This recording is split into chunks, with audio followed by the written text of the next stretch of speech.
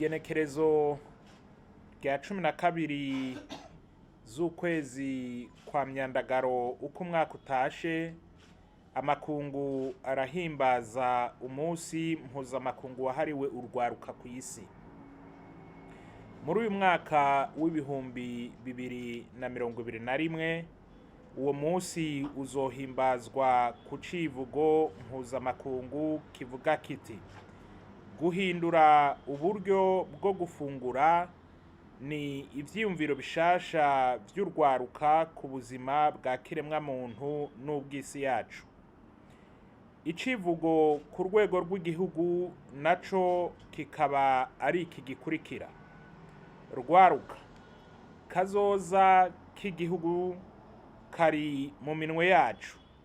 Tuje hamwe twitunganirize imigambi irama, dusezerere kuzera inze.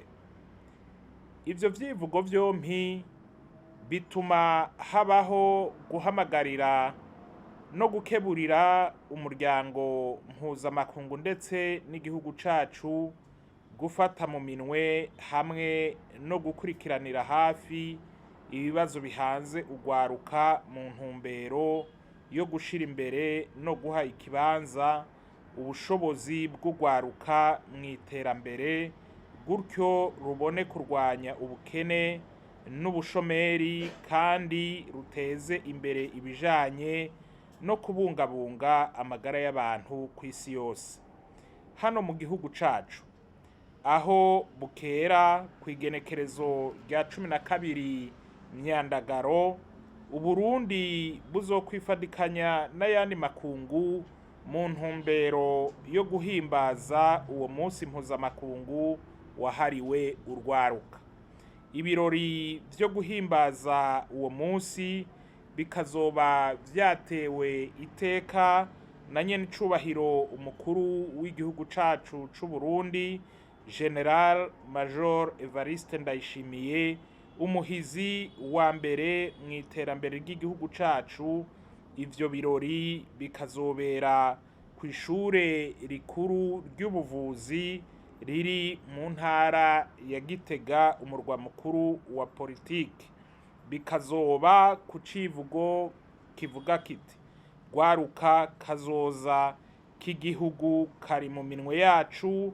Tuje hamwe twitunganirize imigambi irama, dusezerere kuzera inze.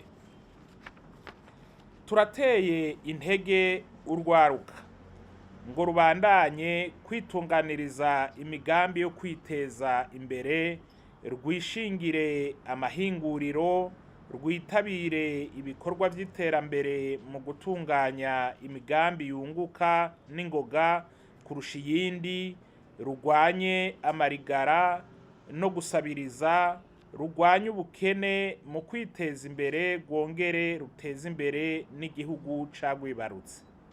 Tuboneyeho n'akaryo ko kwibutsa urwaruka akamaro ko gukorera hamwe mu makoperative no mu mashirahamwe yo kwiteza imbere. Turararikiye urwaruka na cane cane urwaruka rwo mu gihugu hagati ngo rwijukire ikoreshwa ry'ubuhinga bwa none, aribwo ngurukana bumenyi bwo gutumatumanako no guhanahana amakuru kugira ngo rwungure ubumenyi buruteza imbere.